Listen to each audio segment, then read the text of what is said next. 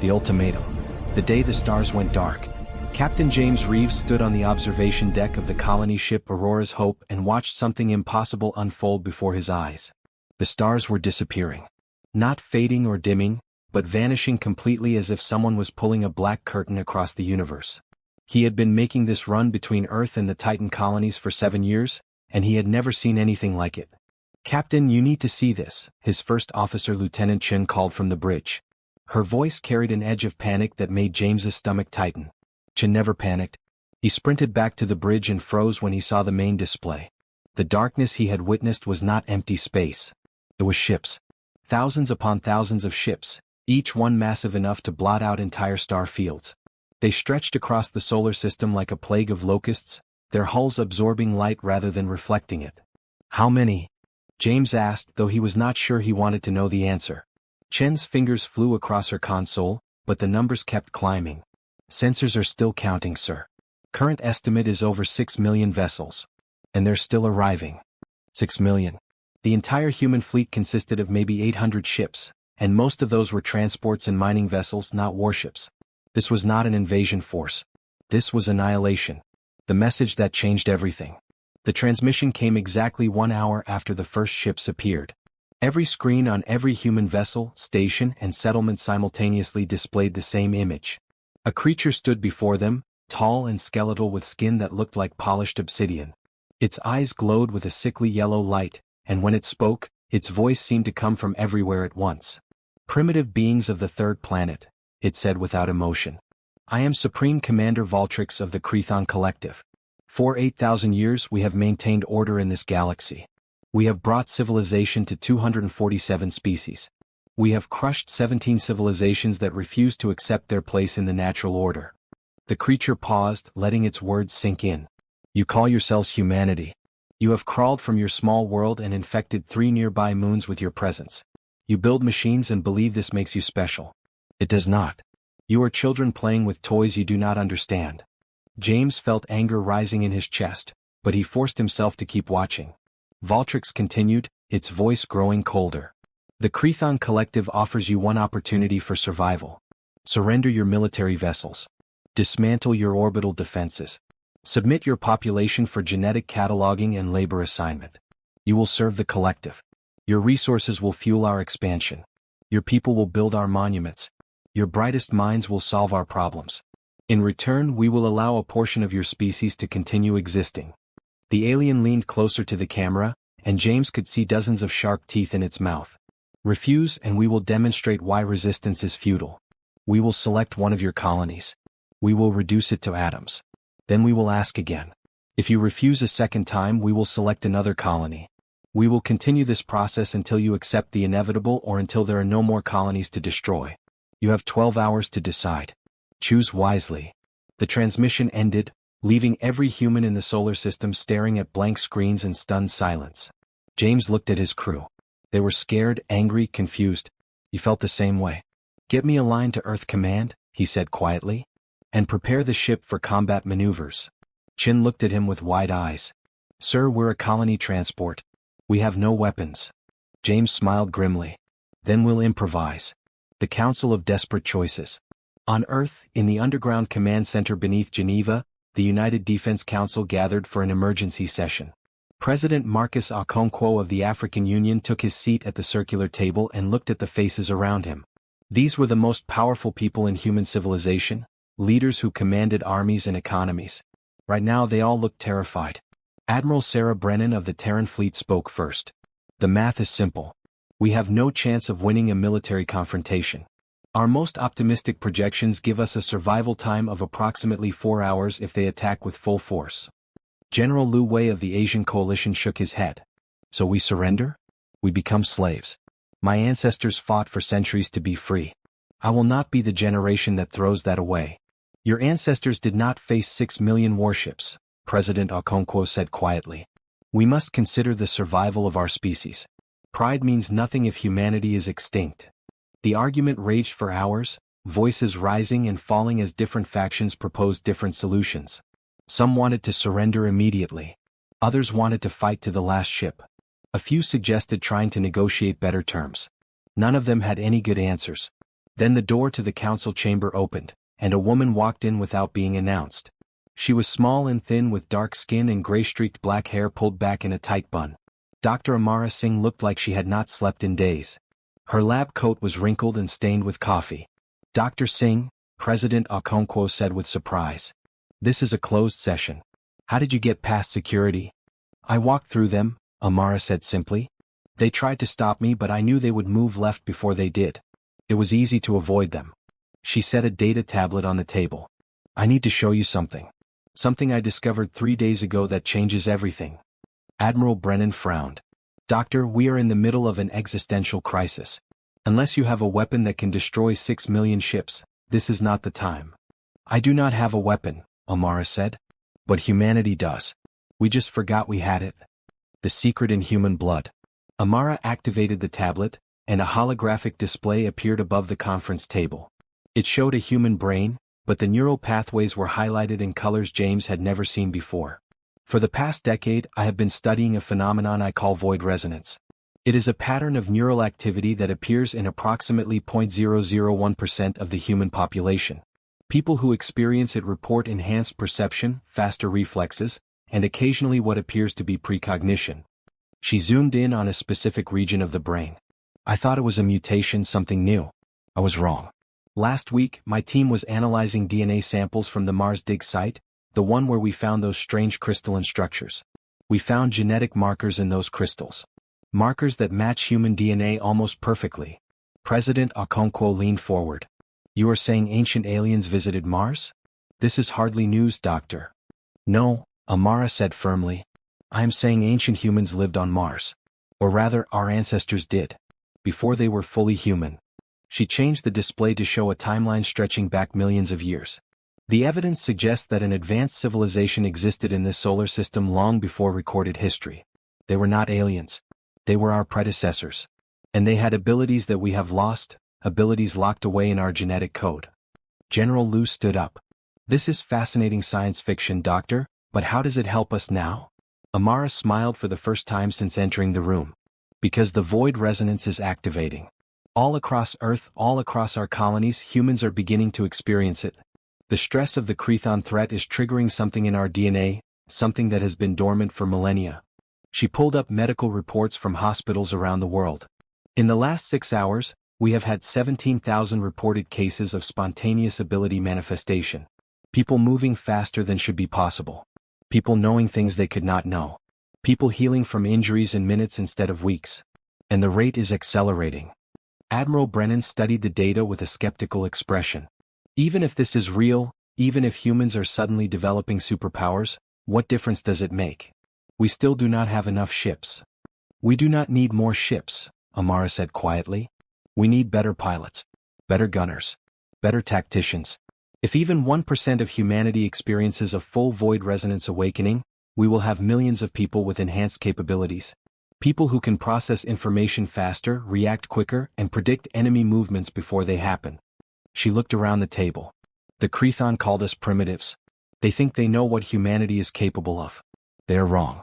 They have no idea what we are about to become." Earth's answer.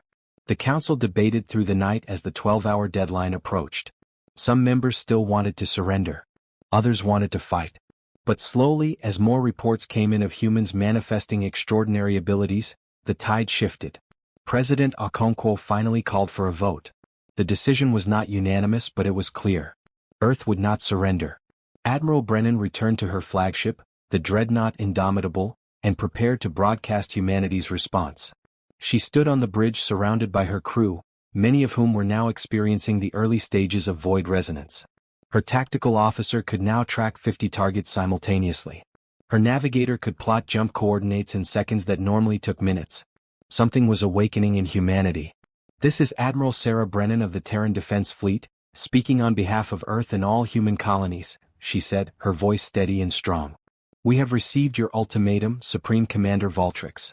We have considered it carefully. Our answer is no." On his flagship deep in the Chthon fleet, Valtrix felt something he had not felt in decades. Surprise. These primitives were refusing? "Earth will not surrender," Admiral Brennan continued. "Earth will not submit. Earth will not become your slaves. You call us children, but children grow up. You call us primitives, but we learn quickly. You offer us slavery or death. We choose neither. We choose to fight. Valtrix began to laugh, a harsh sound like grinding metal. Then you choose extinction. All vessels, prepare to demonstrate Crethon's superiority. Select the colony on Titan. Reduce it to debris. Let these foolish humans watch their people die. But even as he gave the order, Valtrix noticed something strange. His tactical displays were showing anomalies in the human fleet. Ships were moving in patterns that should not be possible. Pilots were dodging targeting locks before weapons were even fired. It was as if they knew what the Crethon were going to do before they did it. "Sir," his sensor officer said nervously, "I am detecting unusual energy signatures from the human vessels. Neural activity levels are off the scale. It is almost like..." The officer trailed off, his eyes widening with recognition. "Almost like what?" Valtrix demanded. The officer looked up with fear in his eyes. "Almost like the ancients, sir. The ones from the Forbidden Records. The first civilization that ruled this galaxy before the Great Forgetting." Valtrix felt ice forming in his veins. The ancients were a myth, a legend used to scare young Crethon. They could not be real. And even if they had been real once, they were gone, wiped out millennia ago. But as he watched the human ships begin to glow with an eerie black light, as he saw them moving with impossible precision and speed, Supreme Commander Valtrix realized that some legends were true, and some nightmares never truly died. They just slept, waiting for the right moment to awaken. The Black Rising had begun. The Black Rising. When humanity remembered. Commander Zara Williams gripped the armrest of her command chair as the destroyer Sentinel shuddered from another near miss. She had been in combat before, fought pirates in the asteroid belt and rogue AI drones near Europa. But this was different. This was impossible. Every instinct she had screamed that her ship should already be destroyed. The Crethon targeting systems were legendary, accurate to within millimeters at 1,000 kilometers. Yet somehow she kept dodging. "Evasive pattern Delta 7, she ordered, but even as the words left her mouth, she realized her helmsman was already executing the maneuver. Lieutenant Jackson turned to look at her with wide eyes that glowed faintly with purple light. "I knew you were going to say that, Commander. I felt it before you spoke." Zara opened her mouth to respond, then closed it again. Because she had known Jackson would say that too. In fact, she could feel the next 3 things he was going to say, the next 5 moves the Crethon cruiser would make, even the exact moment when her weapons officer would find the enemy's shield weakness. Time seemed to slow down around her. She could see individual particles of debris floating past the view screen. She could hear the heartbeats of every crew member on the bridge, each one beating in a synchronized rhythm that felt ancient and powerful. Her hands moved across her console without conscious thought, inputting commands she had never learned, using tactics from battles she had never fought. The Crethon cruiser fired its main cannon, a weapon that could vaporize a small moon. Zara watched the energy beam crawl toward her ship like a lazy river of light. She had 5 seconds before impact. More than enough time. Helm hard to port, 3.7 degrees. Weapons, target their primary reactor housing, coordinates already on your screen. Engineering, redirect all auxiliary power to forward shields on my mark. The orders flowed from her like water, each one perfectly timed. The Sentinel twisted in space with grace that should have been impossible for a ship of its size. The Crethon beam missed by centimeters. Her return fire struck true, punching through the enemy's shields and detonating their reactor. The cruiser exploded in a brilliant flash. Zara sat back in her chair, breathing hard. Around her, the bridge crew stared at their stations in amazement. They had just destroyed a Crethon heavy cruiser, something no human ship had ever accomplished before. And across the solar system, similar miracles were happening as millions of humans experienced the same awakening. The truth unfolds. Back on Earth, Dr. Amara Singh stood in her laboratory surrounded by holographic displays that showed data streaming in from around the world. The transformation was accelerating faster than she had predicted. What started as isolated cases of enhanced perception had become a global phenomenon. Soldiers could now predict enemy movements with uncanny accuracy. Pilots flew their ships as if they were extensions of their own bodies. Engineers solved problems that had baffled humanity for decades. Her assistant, a young man named David Chin, stumbled into the lab with his nose bleeding. "Doctor, something is happening to me. I can see things, feel things. It is like there are voices in my head, but they are not voices. They are memories. Memories from people who lived millions of years ago." Amara grabbed a medical scanner and checked his readings. What she saw made her heart race. David's neural activity had increased by over 3,000%. New pathways were forming in his brain, connections that should not exist according to modern neuroscience. The void resonance is evolving, she said quietly. You are not just gaining enhanced abilities. You are remembering. Your DNA is unlocking genetic memories from our ancestors. David looked at her with eyes that now glowed with the same purple light she had seen in so many others. They were gods, Doctor. Not literally, but they might as well have been. They could move objects with their minds. They could survive in the vacuum of space. They could live for thousands of years. And they ruled this entire galaxy. What happened to them? Amara asked, though part of her already knew the answer. They evolved beyond physical form, David said, his voice taking on a distant quality as if he was reading from a book only he could see. But before they transcended, they left behind a gift. They seeded their DNA across 1,000 worlds, locked it behind genetic triggers and waited. Waited for the day when their descendants would need the power to defend themselves. Amara felt tears running down her face. The Crethon do not know what they have awakened. David smiled grimly. All they know. That is why they came with 6 million ships. They found records of the ancients in some forgotten archive. They knew Earth was a seed world. They came to destroy us before we could bloom. They are already too late. The Battle of the Void. In orbit around Titan, the Crethon fleet prepared to make an example of humanity's largest colony. Supreme Commander Valtrix had ordered the complete destruction of the settlement, home to 3 million people. 200 Crethon battleships moved into position, their weapons charging for a synchronized bombardment that would crack the moon's surface and boil away its atmosphere. But standing between them and Titan was a single human vessel. The carrier Defiance hung in space like a defiant spear, its fighter bays open and launching craft at an impossible rate. Captain Elena Rodriguez stood on the bridge and felt the power flowing through her veins. She was connected now not just to her ship, but to every pilot, every gunner, every engineer in her fleet. They moved as one mind, one purpose, one unstoppable force. All fighters engage at will, she said calmly. Show them what humanity has become. 300 fighter craft streaked toward the Crethon fleet like angry hornets. The alien commanders watched them come and prepared to swat them aside. Their point defense systems had never failed before. Nothing as small as a human fighter could penetrate their screening fire. They were wrong. The human pilots flew like demons, weaving through defensive fire with movements that defied physics. They did not just dodge the incoming fire. They knew where it would be before the Crethon gunners even pulled their triggers. Missiles that should have destroyed them passed harmlessly by. Laser beams that should have vaporized them cut through empty space where the fighters had been microseconds before. Lieutenant Marcus Cole piloted his fighter Phoenix through a storm of fire that would have killed him 100 times over just days ago. But now, time seemed to move differently for him. He could see the paths of every projectile, predict every enemy maneuver, and respond before his conscious mind even processed the threat. His targeting computer could not keep up with his reflexes, so he switched to manual and let his instincts guide him. His missiles struck true, punching through the shields of a Crethon battleship and detonating inside its hull. Around him, his squadron mates were performing similar miracles. The Crethon fleet, which had conquered hundreds of worlds, was being torn apart by 300 fighters piloted by humans who had discovered they were so much more than they seemed. On his flagship, Valtrix watched his tactical display with growing horror. He was losing. Against an enemy that should have been crushed in minutes, he was actually losing. All ships retreat to secondary positions, he ordered. Launch the Dread Fleet. His officers looked at him with shock. The Dread Fleet was kept in reserve for only the most dangerous threats. Using it here, against primitives, would be seen as an admission of weakness. Do it now. Valtrix roared. From the depths of the Crethon formation, larger ships began to emerge.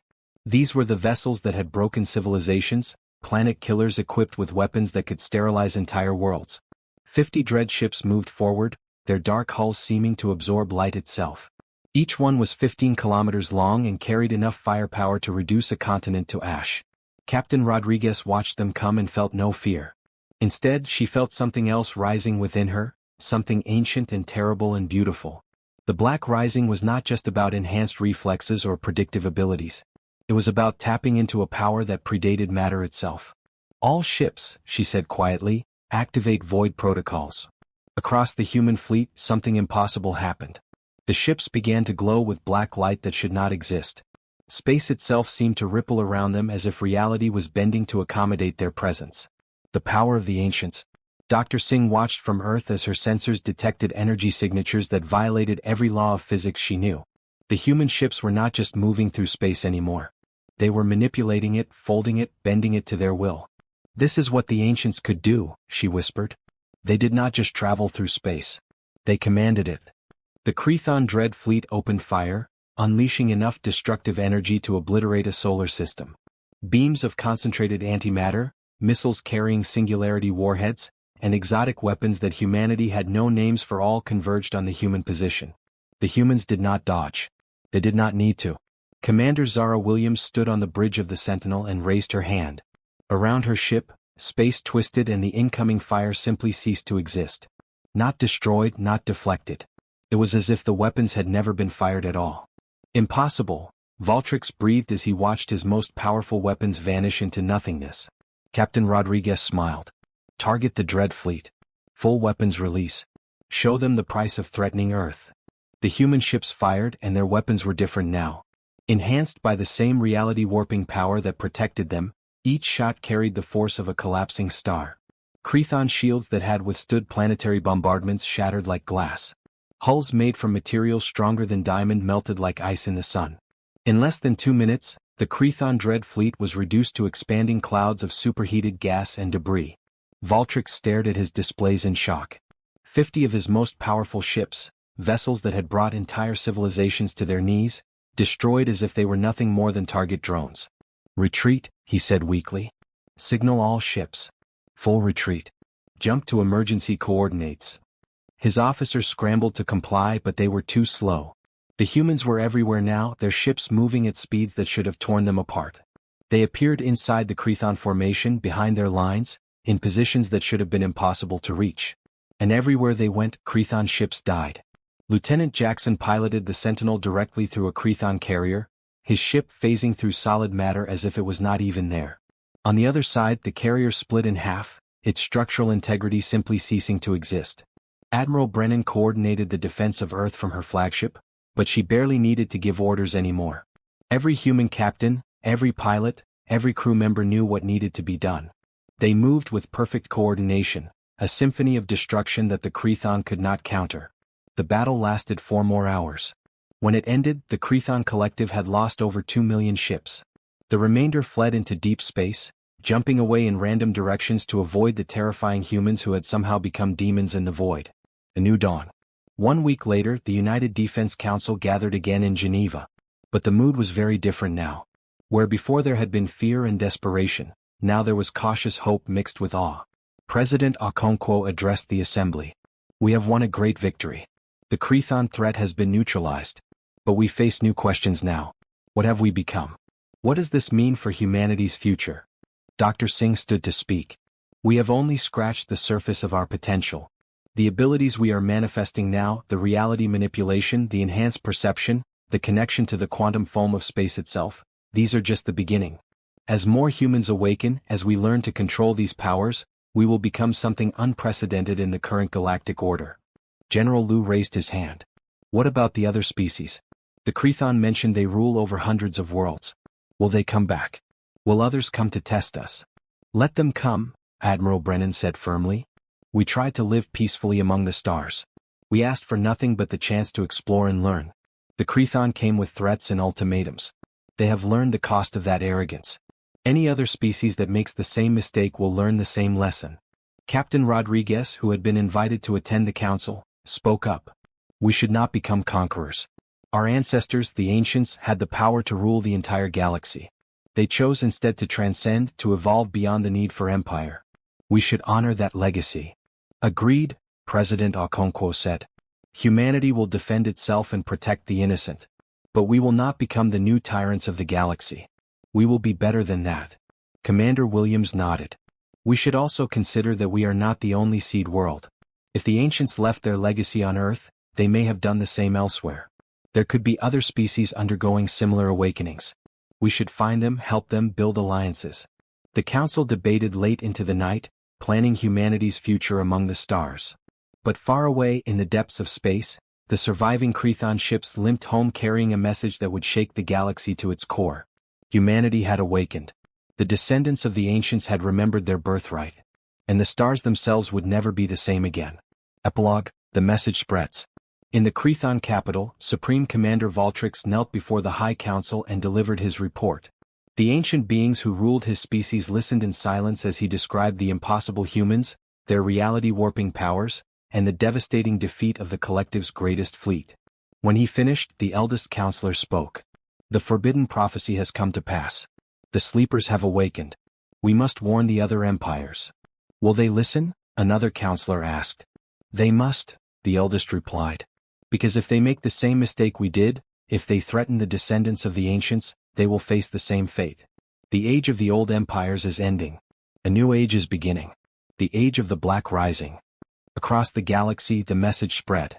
Humanity, the species that had seemed so primitive and weak, had revealed itself to be the inheritors of the greatest power the universe had ever known. Some species prepared for war, determined to crush this threat before it grew stronger. Others prepared to make contact, hoping to forge alliances with the awakened humans.